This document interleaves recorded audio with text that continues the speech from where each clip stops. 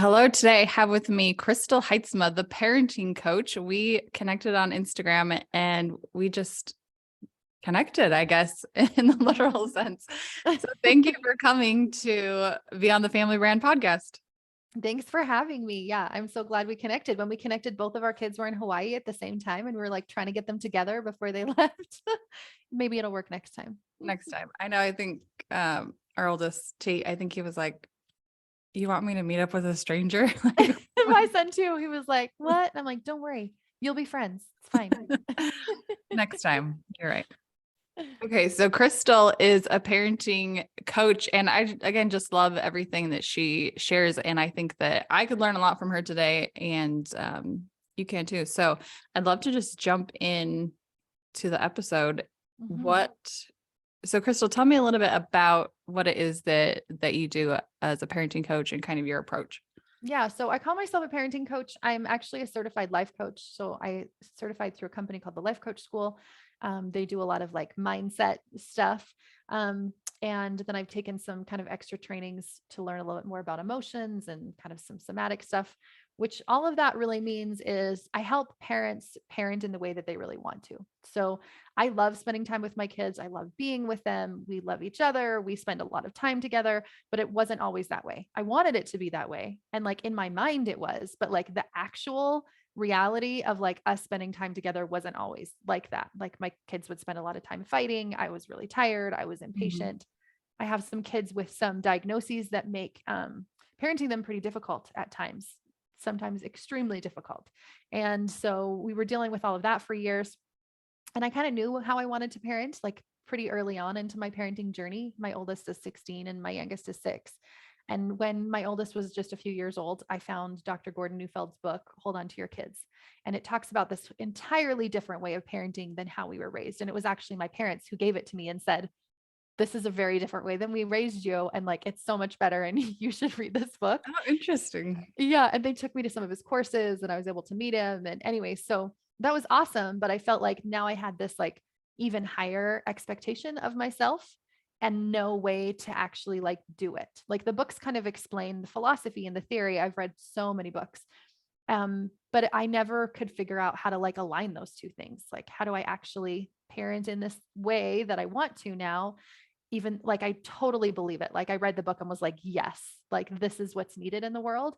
But felt like it was such a struggle. So for years, I just struggled and struggled and struggled until we kind of hit rock bottom. We were living across the country. I live in Canada. So we were living in Quebec, which is like the French side of Canada, way over on the east.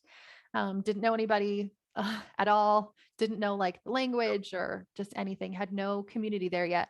And we had really just were in a really, really tough spot with especially my relationship with one of my sons. And so that was kind of the time where I finally like started to get some help, hired a therapist, started reading more of these books, but in kind of a different way, like in shifting more of my perspective around like me, like what am I bringing into this relationship and what's going on with me and how can I change me? And I don't think I had before that. I think I like really thought that the reason parenting was so hard was because my kids were so hard and that they needed to change in order for me to show up in the way that I wanted to. So fast forward, all of that has changed and I love spending time with them and everything's awesome. And it still can be hard at times for sure. And there's definitely challenges and like there's definitely still meltdowns, especially for my 6-year-old right now. But I feel so much more well equipped to handle them. I'm just generally more patient, more I talk about now is emotional regulation. I've learned emotional regulation, which isn't something I had before. And things are just so much better. And so that's what I help people get to now is if they maybe they feel pretty good about their parenting, but they want to like increase their parenting skills, or maybe they feel like they really want to parent in a different way, but aren't really sure how to do that. And that's where I come in. Parenting is so interesting. I mean, it's like you never does any, I'm just thinking for myself. I don't think there's ever a day where I'm not like, oh, I did that perfectly today. Like I just Mm, was the perfect parent today. It's so confronting so often. yeah, it is because it's so triggering. And we can dig into that too, but that comes from our own childhood. But there's so many little things that our kids do that trigger us, and then we don't feel like we showed up in the way that we wanted to. But honestly, I feel great about my parenting now because I understood that like perfectionism isn't what I'm going for. Mhm. And like, it's actually amazing when I show my kids how to fail because I show them how to fail gracefully, where I come back and I apologize and I reconnect and I take emotional, personal responsibility for what I did, which wasn't really the way that we were taught and that was modeled to us. And so I feel amazing about my parenting all the time because I've lowered my expectations of myself and I'm a lot more patient and a lot more compassionate with myself. And then that like leaks out to my kids.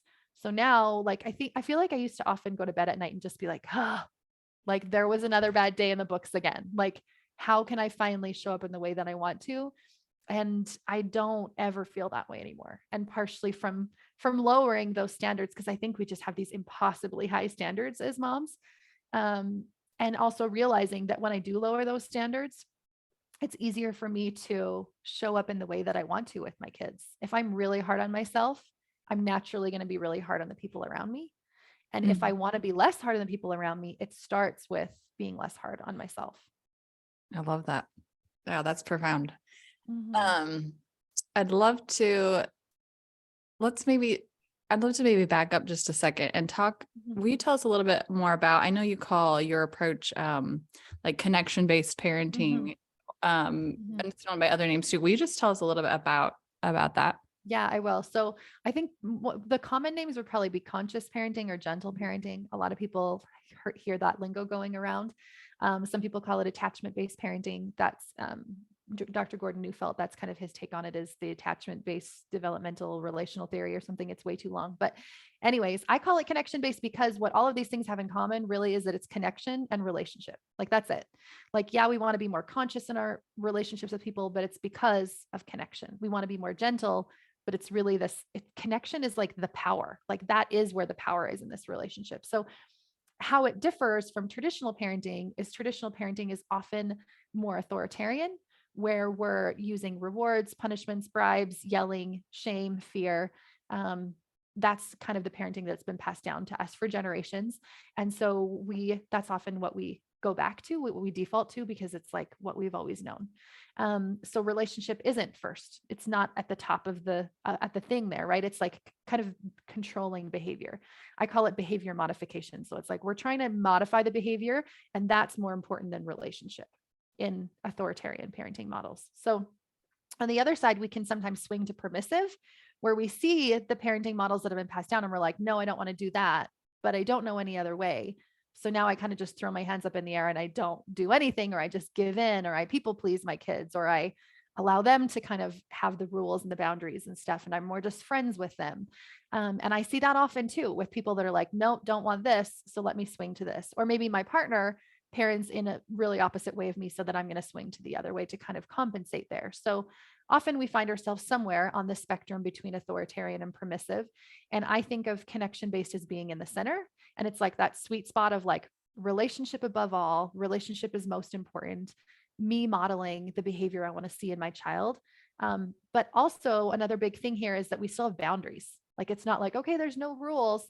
I'm not going to enforce those boundaries through yelling, through bribes, through threats, through giving them more screen time or taking away screen time or whatever, like we usually do. Um, but I can still have those boundaries. So it's like helping them to feel physically and emotionally safe and secure through the boundaries that we have, through our relationship, and then modeling all the things that I want to see in them. Okay, so I'm thinking like, um, I'll just get like real with my with my Do it. parenting. Yes. Like my 6-year-old just loves her screen time. And I'm like, so when Mhm. you say like, okay, it's so easy for me to go there with her and be like, Mhm. because she values it so much. It's easy to like you said, want a certain behavior and be like, Yeah.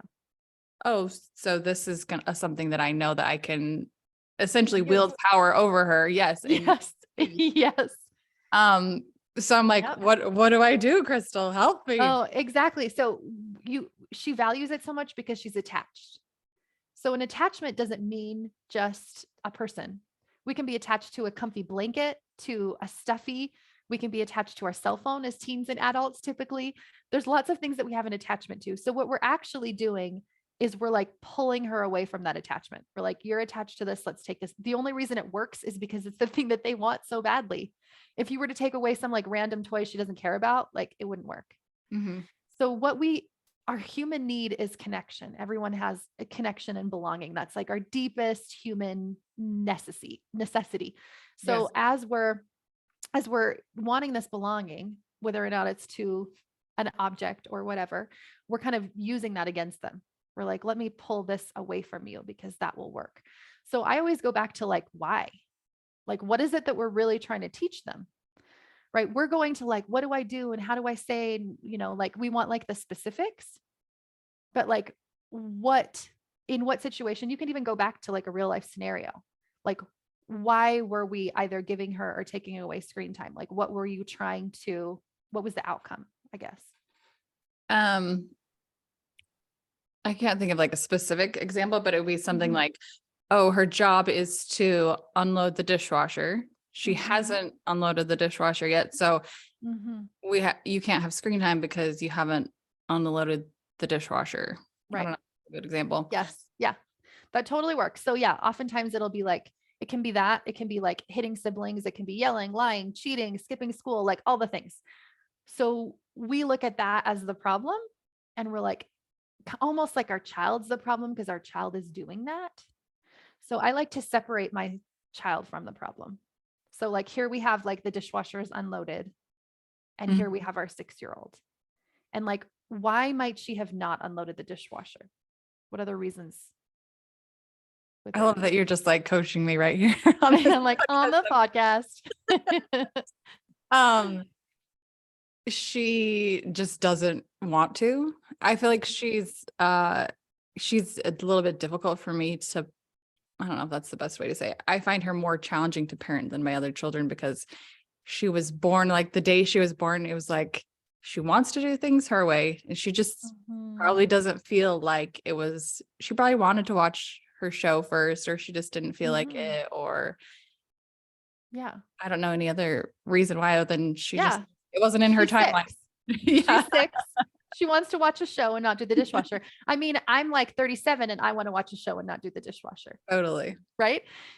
So reframing it for me helps me to show up in a different way when I'm like, okay, wait a second. She's actually just 6. Of course, she doesn't want to do the dishwasher. She's little. There's way more fun things to do. And even the skill of it might be missing. Like it might be hard for her to do every single thing that the dishwasher requires. We look at it as like unloading the dishwasher. If you have a child that's a little bit more sensitive, maybe they have ADHD or something. Maybe they don't, but it can still be, there's a lot of different parts of it, right? You have to like open it up, you have to pull it out, you have to know where each thing goes. There's like, even though it seems simple for us, it's only simple because we've done it so many times. And so it's like, how can I think about this situation so that I show up in a different energy as a parent? And that different energy will help me create a solution. So maybe I show up and I'm like, oh, yeah, of course she doesn't want to do the dishwasher. She's 6 and there's other fun things to do. I might get down on her level and I might sit with her. I might look in her eyes, and I might listen to her for a minute and just be like, oh, yeah, it's not very fun, is it? Oh, it is really hard. Like there is a lot of pieces there. That probably does feel really overwhelming. Maybe I give her a hug. Maybe we chat for a few minutes, and then I might go over and help her with it. And I might say, let's go do this together. It won't take any time, right? But one of the important things there is that I was in a different energy Mhm. about it, and I took time to connect.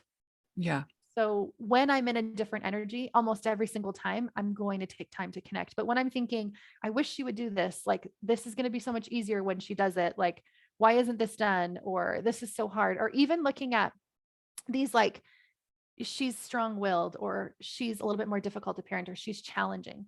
All of the ways that we think, that is what fuels how we feel, Mm. and our emotions fuel our actions. So I'm looking at that for myself, right? Like even when my child was diagnosed, I have a child with high functioning autism and ADHD. And at first I felt a lot of compassion, but then I noticed my thoughts go to like, well, now this is limiting and now he's never going to be able to do this. And what about this? And like, I noticed that my thinking totally shifted, even though I literally had the exact same child. Mhm. He was 11. So I'd had him for a long time, right? Nothing had actually changed, but the way that I started thinking about it. And so when I can look at each of my children and think, what am I thinking about them? Mhm. What am I thinking about parenting them? What am I thinking about the dynamic? What am I thinking about me? Because I'm bringing a lot of underlying baggage and beliefs from my own life into the situation and changing that so that I can change my energy. That's when different solutions will come, like different creative, like, let's do this together. Let's see how fast we can do it. Like, let's turn on a fun song and do it. Like, instead of, I feel like so much parenting advice tells us what to do instead of figuring out how do we need to think and feel so that we create our own unique do. Yeah. Thank you for indulging my actual real life Yes. example. But I'm like, that's, I don't know. It takes it from this like idea to like, Mhm. okay, this is what it actually looks like. So I think that's Right. Because cool. normally we'd just be like threats, punishments, like, let me yell louder, or let me send you to your room, or let me take away your screens, or like whatever we do. We have those go tos, but Yeah. that's all about trying to just get the outcome, trying to get them to do something, right? When we're really trying to teach them a skill, right? We're trying to teach them something. We're trying to teach them the skill of like not hitting their siblings or not throwing toys at people, or when they're older, like doing their homework, being responsible. Like there's actual skills we're trying to teach. And when we use external things, we're not teaching that skill internally. Totally. I want to ask you a little bit more about Gordon Neufeld. Mhm. So I'm trying to think when this would have been, maybe like 2 or 3 years ago. Chris and I did a family brand. It was like an in-person retreat. And one of the attendees mentioned this idea about like I can't remember exactly how it was described, but basically that the way that the schools are designed now is that there's a lot of peer connection, and Mhm. why he felt it was more important, especially like in those teen years, to have parent connection with a child rather than like peer-to-peer connection. I don't know if Yes, I'm describing this well, but when you that are. Yeah. woman said that to me, I'd love to have you go into more detail, but when she explained that to me at that retreat, I was like, that makes so much sense. And I was like resonated with that message so Mhm. much. I'd love to, I saw you do an Instagram post about it. So I'm like, oh, I'd love to hear you maybe describe that a little bit more Yeah. depth. That was the first book that I read. It's Hold On to Your Kids, Why Parents Should Matter More Than Peers, or something like that. So back when my kids were like little, and it resonated with me so much too. I'm like, yes, like I like read the book, and as I was, when you're reading a book or you're hearing a concept for the first time and you're just like, your whole soul is saying yes, you're like, yes, like I just know that this is true. And that's what I felt like through his whole book. But the concept you're talking about is called peer oriented attachment. So back in the day, and like I think this is like before World War I-ish times, our kids used to attach to us more than to their peers. So like what attachment means is there's a lot of different roots of attachment, but it's like sameness and belonging. So like I want to be like them, and I want to be close to them, and I care about what they care about, and I take their opinions and like listen to them, right? Like that's what we see with an attachment. And so kids used to be attached to their parents a little bit more naturally, like that's just kind of what was happening.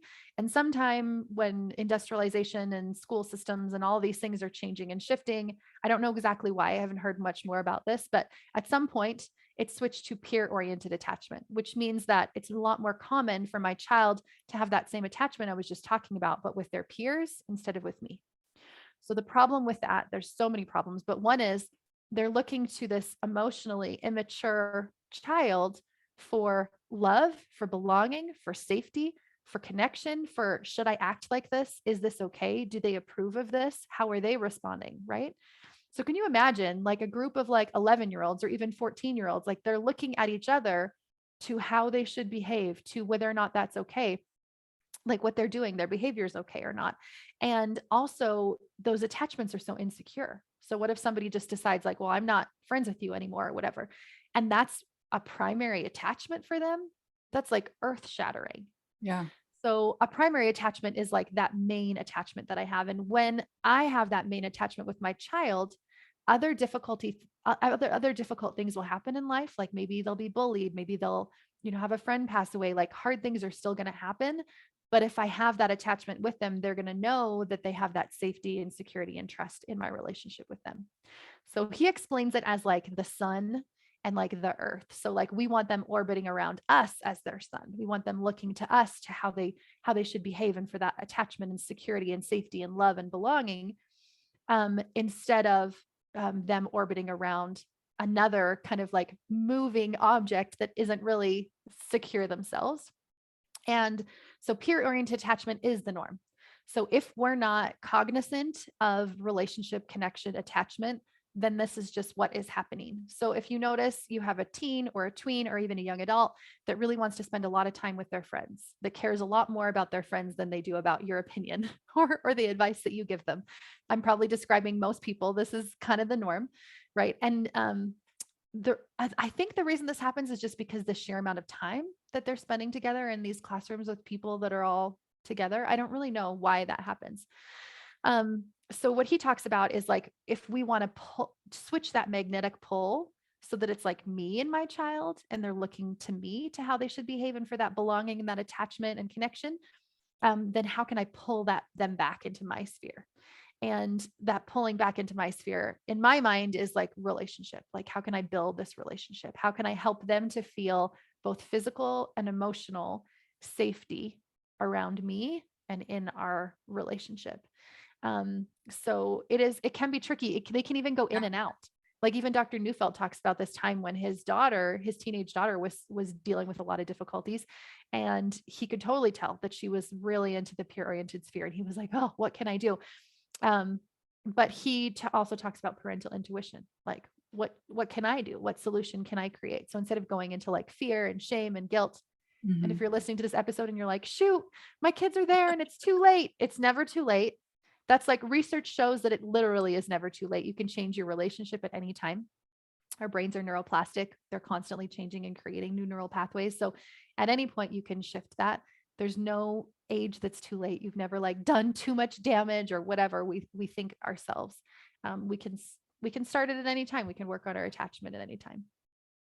What would you, and I love what you said about it's like, it's not like, well, you do X, Y, and Z, and then it will happen. Like and then it will happen. I'm sure like it is individual and using your intuition. Is there anything that you've seen work consistently for a parent if they find themselves in that position where they're like wanting to create? Yeah. Well, like I said, I met him, went to his courses and read his books and still was like, now what? Like, how do you want to come live with me? And then like, you can tell me all of the different times when I'm not doing this. And anyways, so I think part of it is that we have outsourced our personal authority as a people, as a culture. We have so much science, we have so much research. Everything is evidence-backed. There's ingredients on everything. There's descriptions to everything and instructions. And we're like, okay, we need somebody to tell us what to do, how to do it, when to do it. Yeah. And we've kind of outsourced that, like that I know internally, that I have power inside of myself, that I have authority, that we all do for our own lives, but we also do for our kids. Like when they came to us and we had them, we were given this like intuition, this guidance, spirit, whatever you want to call it. Everybody calls it by a different name, but we each have that. And like, how can we tune more into that? And a lot of that is our own work. Why don't I trust myself? How do I think about myself? Because a relationship really boils down to one thing. And that one thing is thoughts. How am I thinking about my child? What do I think they're thinking about me? And this isn't just a child, right? This can be anybody. How do I think about them? How do I think they're thinking about me? What do I think about this relationship dynamic? And the most important relationship we can have with anybody is our relationship with ourselves, because we're bringing that into every other relationship. We're like the common denominator between all the rest of our relationships. So if we can shift that, then they all change. So we want to come in and we want to be like, what do I do with my kids? And how do I get them to load the dishwasher and not be on screen so much? And like all these things. Intuition is the answer, but we're blocked from our intuition for a lot of reasons. But the main reason being our own relationship with ourselves is often not that great. Because I call it self-concept, but our self-concept was developed in our first like 7, 8, 9 years. So it's How were people responding to me? How were they taking care of me? What thoughts did I have about things? What even experiences I had, maybe at school or with friends or with family, or did I see happening? I'm developing my whole self-concept during that time. So if we were parented like most of us were in authoritarian ways, and anytime we showed a big display of emotions, we were shut down, we were yelled at, we were told to be quiet, to be seen and not heard. We were sent to our room, we were grounded. I've talked to people that were beat with wooden spoons, that were whipped with belts, that were hit. That is more common than not from the generation before us, that were screamed at. When that happened, what we were learning was emotions, these big emotions must be wrong. I have to try to get rid of them, whatever I can do. And there's something wrong with me. Like I must be wrong that they would respond in this way, and that I'm making them respond in that way. That it's me that's making them think and feel that way. So there's a lot that we're bringing from our childhoods. There's so much more than that, but there's all these subconscious beliefs that we bring into now that are affecting our relationship with ourselves, that are blocking things like intuition or self-compassion. So anyways, that's kind of its own whole thing. But I see that as what's missing in parenting books. It's like, these are great and I want to do this. And yes, yes, yes, I agree 100%. But to get there, it's actually healing myself that will help me to parent in a healed way. Yeah, that's deep. Yeah. And so good, because yeah, you're right. You don't even, these things that you're bringing with you, just like when I was just talking to a friend the other day, you bring things into a marriage that you don't like, ways you believe a marriage operates based on what you saw growing up, and they could be totally different, and you're like trying to make Oh, they usually like are. My husband is like super quiet and his family's all quiet, and he has one sibling. I have 7. And my parents were loud and we were all loud and our family was just so much. And I just thought you always had to yell.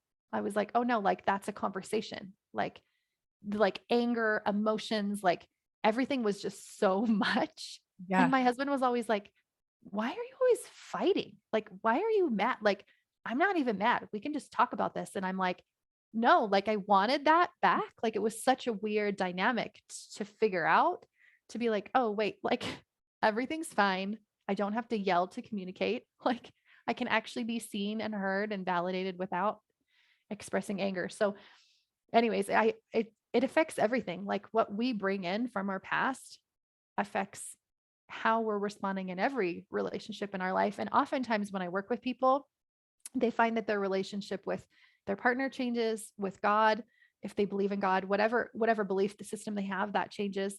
They so many other things change. They feel more confident, because what we're really shifting is that self-concept.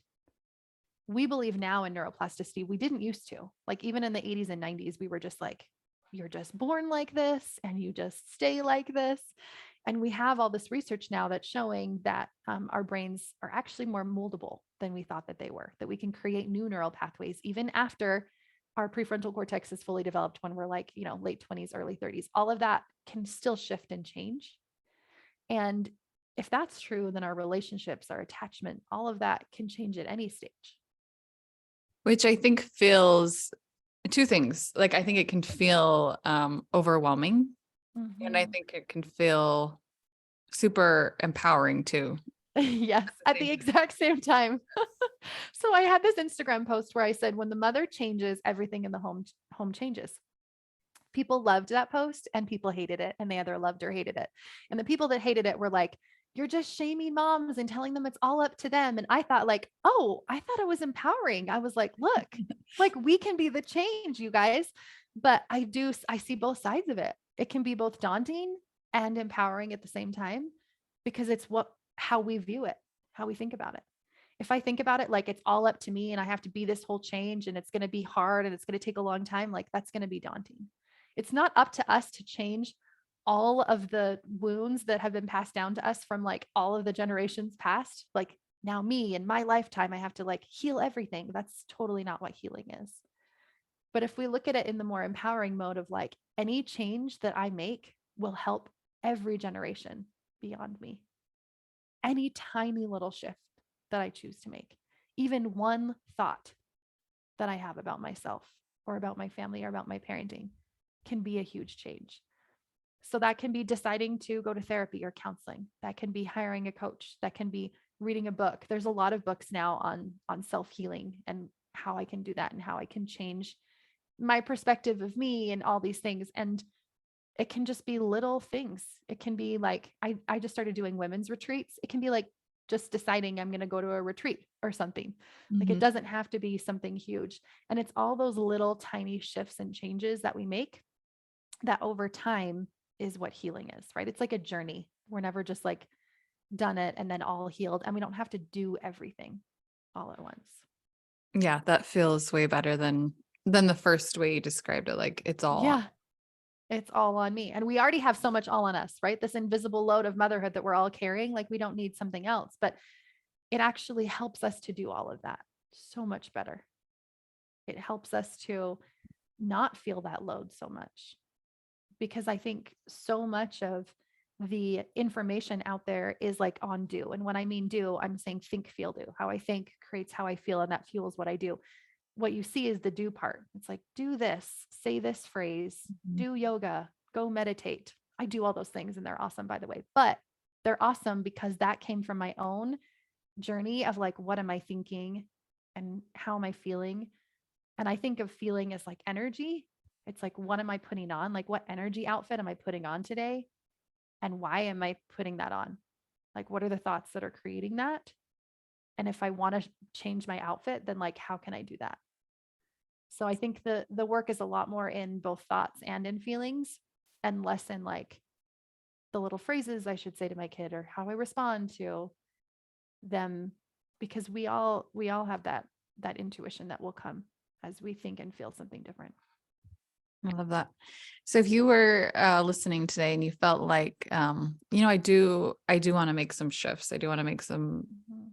changes. Is there anywhere you would suggest a parent to begin? Yes, I think that they should start with them.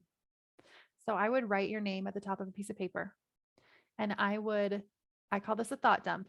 And I would just write down all of my thoughts about myself, like everything. And there might be some good stuff in there. Like, I think I'm actually doing a pretty good job. But the more you write, the more you'll see come up.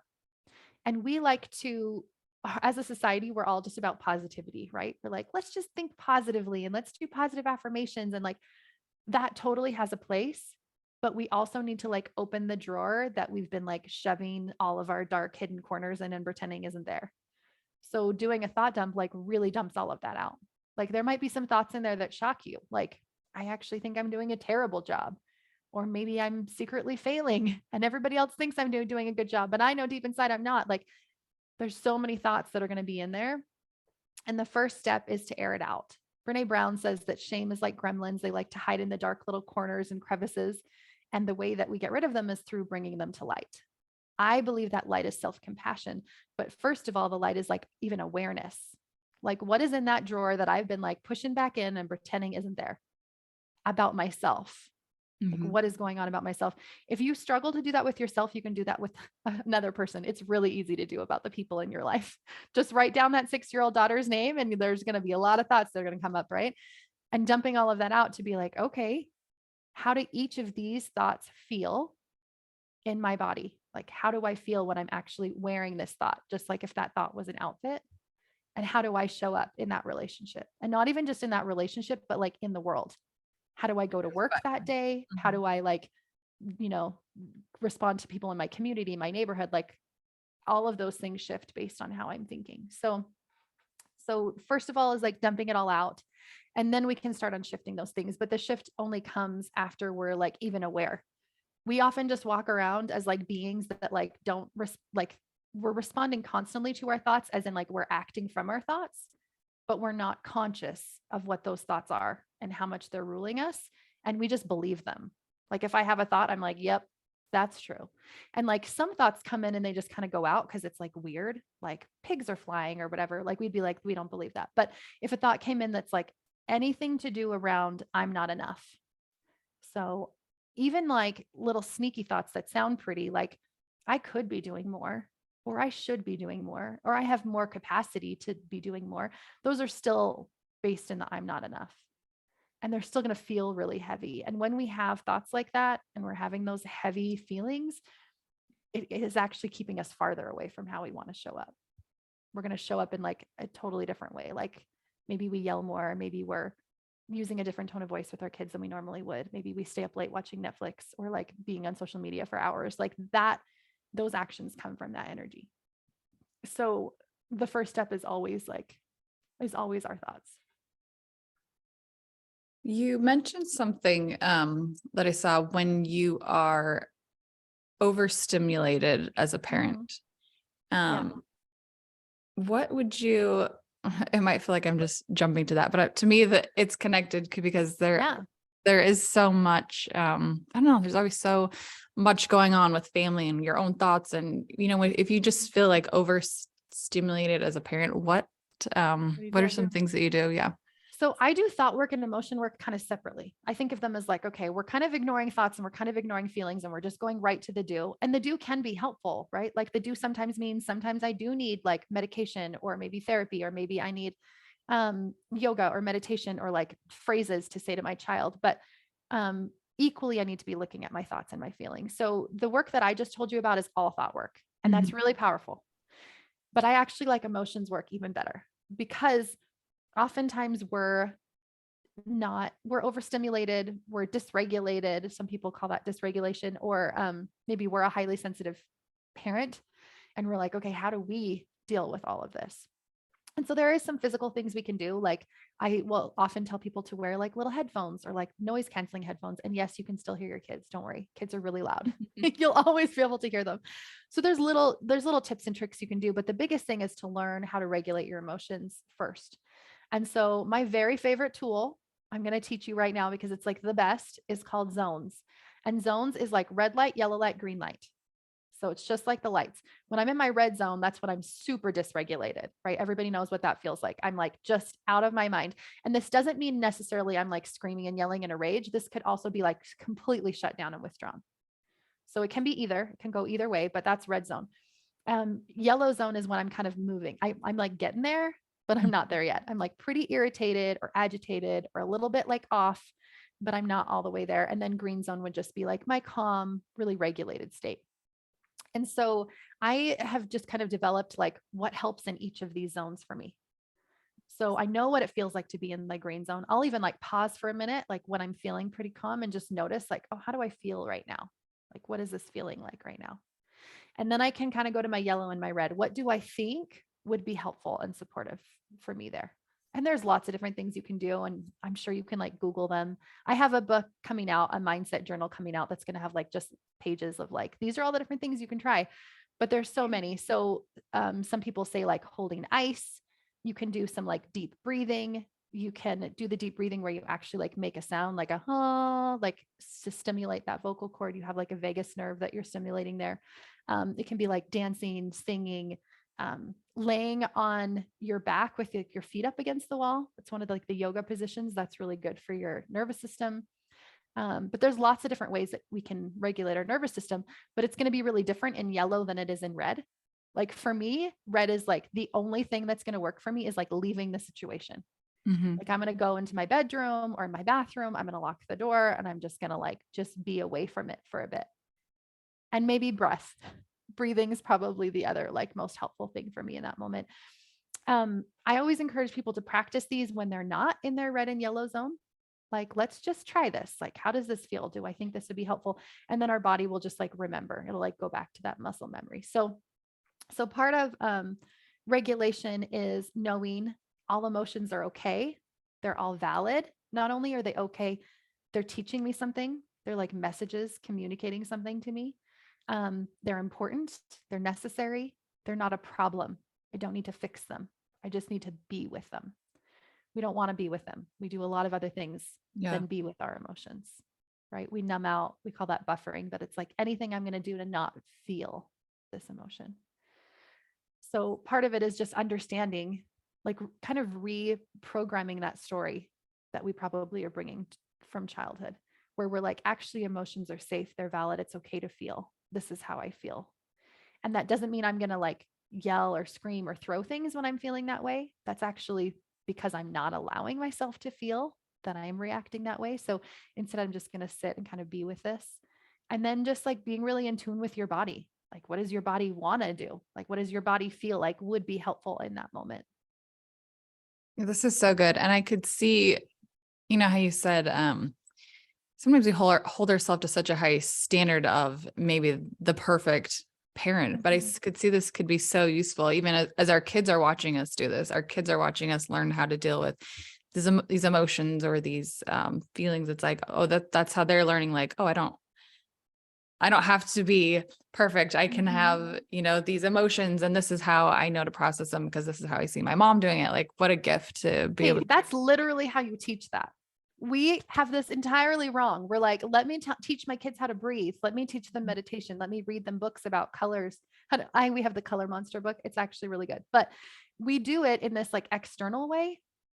Regulation is taught through co-regulation. And that's something I did not know. And I do not think that society knows this. And I'm like, everybody needs to know this. The reason that we learn how to regulate is because we have someone who's deeply attached to us and loves us. And even though they're kind of escalated, also, they're able to bring themselves back down to that space so that we can both get down eventually, right? We can be that calm, safe space for our child while they're feeling all of their big feelings. And over time, they learn that little bit by little bit. And it is over a long time too. I want to say, we want to say that our like 6, 7, 8, 9-year-old kids should be able to do this. Up until about the age of 12, they're using co-regulation more than they're individually able to regulate themselves. And even up until adulthood, like even as parents, we still use co-regulation. Not like all the time, but like sometimes when I'm like really overstimulated or really dysregulated, I'm just going to go and like give my husband a big hug, or like he's going to just be there for me while I cry or whatever. Like we're beings that love that connection with other people. So co-regulation is really important even in adulthood, but especially with our young kids, not expecting too much of them at too young of an age. It's developmental. They'll learn it eventually, and that they'll learn it through me being able to do it for myself. Yeah. I like that you said that, because just yesterday, in fact, my 10-year-old, she's almost 11, she was getting really upset about they all like to rope the dummy together, this like steer that we have. And she wasn't catching, and she was getting really, really upset. And we were talking through like, what are some things that you can do when you're upset? And she was like, nothing was coming to her mind. So I was like, okay, this week, let's do some research. Like, what are some things that you can do when you're upset? But I love what you're saying, that at her age, maybe it's not so much like it's all up to her to figure it out, but it's like, what can I model for her a little bit more and like do with her, and not just. Yeah. And not even do with her, but what is my energy like in that situation? I don't even have to say anything to co-regulate, like at all. Like I'm looking inwards and I'm noticing that I'm also agitated. We match emotions. So like I'm going to mirror whatever she's going to be doing. Right. So she goes up into her red energy. I'm going to be up into my red energy, or at least almost there. So I'm looking inwards. I'm noticing how I'm feeling. Maybe I put my hand on my heart, and maybe I just start taking some deep, slow breaths myself. And maybe that's all I do. Maybe I like sit and rub her back, and like whatever we're going to do, we can kind of do it together, but I don't even have to say anything. And another thing that's important to know about this is that our emotional brain and our logical brain work like a teeter-totter. So when I'm high on my emotions, I'll be low on logic. So when we try to explain to our kids what they should do in their red zone, or when somebody tries to talk to us in our red zone, like it's not helpful, right? Has your husband ever been like, oh, don't worry, like it's going to be fine. And you're like, I just want to be mad right now, right? Like our kids do that also. So when they're back in their green zone, like way later, like maybe the next day, we can be like, hey, do you remember yesterday when you were upset about that situation? Like, how were you feeling? And what do you think would have been helpful? Like, and my daughter, I did this with my 6-year-old daughter, and she was like, I think it would be helpful for me just to slam my door over and over and over again and scream really loud. And then when I'm ready for you, I'll open the door and you can come in and we can snuggle. And that's what already had kind of been happening anyways. Like she mostly would just have a meltdown and slam a lot of doors and yell a lot, but it kind of gave me the permission to be like, okay, like it's not a problem. And I'm in my mind, slamming doors used to be a problem, but I was like, it's really not. Like she needs something right now and she knows what she needs. And I'm just going to like validate that she knows what she needs. And I'm just going to sit here and be ready for her when she's ready for me. because we do want to reconnect with them after those kinds of emotional separations. And so having anything we can do afterwards to reconnect is really helpful. But yes, co-regulation, I don't have to really learn anything to co-regulate. I just need to be like more aware of what's happening in my body. And we still can take those teaching moments. I do. I'm like, what do you think would be helpful for you? And they do uncover those things over the years. But a lot of it is just going to be my awareness of me in that moment. What would you do, say if that same scenario, you had asked your daughter, what Mhm. do you feel like you need to do? And it had been something that you didn't feel was like, Okay. okay, yes. Yeah. What? Like I want to punch my brother 10 Yes. times and then go into my room. Then I would do a little bit of talking about it, but I wouldn't in the moment, right? So she's back in her green zone. And so I might say something like, how do you think he would feel about that? Or how would you feel if that was happening to you? Or I'll talk about like consent. Like we don't actually touch other people's bodies if they don't want us to, and especially in harmful ways, right? And we want that for us. So we also want that for them. What's something else that you could do? And I'm going to know exactly what to say for my kid when I'm in my green zone Mhm. also, right? Like the words will just come to me, and it's probably going to be a lot less lecturing and saying things at them, and a lot more questioning and pausing and listening to what's happening for them. Because emotions are messages for me, and they're also messages for them, right? So if they're feeling really angry, I could be like, what about that was bothering you? Like, why do you think you were feeling that way? And what do you think would be helpful? And my daughter is so good at knowing exactly what she needs. She's like, I was actually just really hungry. Could we just put snacks in the car? And I was like, great idea. So she had a meltdown yesterday. We're going to church, and she just was like freaking out. And she went into the car and had a snack. And I mean, it wasn't as lovely as that. It was like an hour-long screaming fest, and eventually ended in the car with a snack. But at some other point when she was calm, she had known that that's what she needed. So just like we know what we need, our kids are going to know what we need too, or what they need. And it also helps build that personal authority we were talking about a while ago too, to help them like tune into their own bodies. So good. Okay. I feel like there's a million other things we could talk about here, but I know We could that, do a 20-hour podcast episode. yes, I promise you. but I know that our time grows short. So if you could give maybe, well, actually I'm going to ask you two more questions. Yeah. Um, do you have two or three? Well, first of all, I would love people to be able to connect with you, and I'll put Yeah. links to, your Instagram, and where else would people find you? Yeah. So Instagram's like my main spot, that and my podcast. I have a podcast called the Parenting Coach Podcast. So I would start at like my first season, because I'm going to talk all about what this kind of parenting style really is and why it's hard for us. And then in the second season, I dig into like some of these tips, like this is what you can do. And then I interview a bunch of awesome experts. So conscious parenting guru type people. So I would go check out that also. And then Instagram, the Parenting Coach Podcast, or Parenting Coach Podcast, Instagram's the.parenting.coach.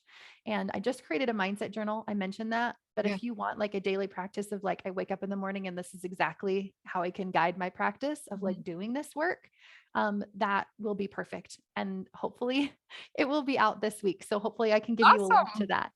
Okay. Because I've been working on it for months, like 6 months, and it's like 99% done. So those are the ways you can hang out with me. Okay. Very cool. I'll link all those in the show notes. Is there any, like, do you have a top 2 or 3 like parenting books you would recommend? Yeah. So number one, I would say none, only because if you've already read parenting books, you don't need a parenting book. You need to tune more into you and the answers for you. But if you're like, no, I'm there, like I feel good about me, I'm confident in my intuition and stuff, okay, then you're allowed to read a parenting book. And then I would tell you to say, Rest, Play, Grow for preschoolers or anyone who acts like it, by Dr. Deborah McNamara. She works with Dr. Gordon Neufeld. They run the Neufeld Institute, and she is fabulous. It's a lot more like applicable. Like his book, Hold On to Your Kids, is also amazing, but some people find the theory a little bit more dry. If you're a theory person and you love nonfiction, you will love that book. I loved that book, but I've since then given to parents and they've been like, I cannot get through reading it. So Rest, Play, Grow is another really great one. I think that's really all you need, actually. Like, I really don't think they can be helpful and supportive for sure, but I think it's going to be more helpful and supportive to kind of like do your own inner work, inner healing. And that would be different gurus. I would go to like Brene Brown, anything by Brene Brown. And also um, Sue Monk Kidd is my favorite author, and she has a lot of nonfiction books. She wrote Secret Life of Bees. That's kind of what she's like well known for. But before she became a novelist, she was a nonfiction author, and she has some really kind of, I don't know if you can call it healing, but they were healing to me. Her books were like the most healing for me. So those are also some great books. And yeah, anything I would also suggest, like learning more about meditation, either doing guided meditation or even just like kind of releasing the thoughts in your mind type meditation. That will help you to have more nervous system regulation throughout the day. So having just like a little bit of daily meditation in the morning can be really supportive for the rest of the day. I love your message you've woven throughout this episode of trusting yourself and your own intuition, especially when it comes to parenting, because that, you're right. It is so easy to be like, I just need the next book or the next, guru. Yeah. And you are the guru. That should be the theme of this podcast episode. You are already the guru. So if you're taking another book because you feel like you don't know enough, then do not read any more parenting books. In fact, people are like, what do you suggest now? And I'm like, I don't read parenting books anymore. I do listen to things still. And I'm still kind of up on that, but it's been so much more supportive in my journey to focus on my healing and my intuition and my awareness of myself, my thoughts, my feelings, learning meditation. And not just only that, but like, what can I do to care for myself in like really nourishing ways? Like what fuels me? What am I passionate about? If you do more of that, you will naturally be a better parent. If you do more of like what your soul is speaking to you, 100% you'll be naturally just become better over there, because we like to just give everything to our kids and be burnt out and overwhelmed and stressed. And we actually parent worse. So spending time on you and what fuels you will be like a key factor in changing your parenting. I totally believe that too. Okay. The last question, if you could give just one final piece of parenting advice, coaching, and maybe that was it what you just said, would you add anything to what? I would just say, like, just become a little bit more aware of your thoughts. Just like start to notice, like, what am I thinking? What's happening in my brain? I was never aware of my thoughts. Like my healing journey started before I found life coaching, and it was long and slow and so painful. And as soon as I found life coaching, I was like, oh, this is why that worked. I could have done it so much faster if I knew what I was thinking and if I knew what I was feeling and if I was working on that. So just start to be more aware of what kind of thoughts you have about yourself, others, parenting, family. And there's going to be a lot of good thoughts in there too, but our brains have a negativity bias, which means they're wired more for negative thinking than positive. And so just noticing what those thoughts are will bring a lot of awareness. I love it. Thank you. This has been so good. So thank you again. And everyone connect with Crystal, the parenting coach. Thank you. Bye.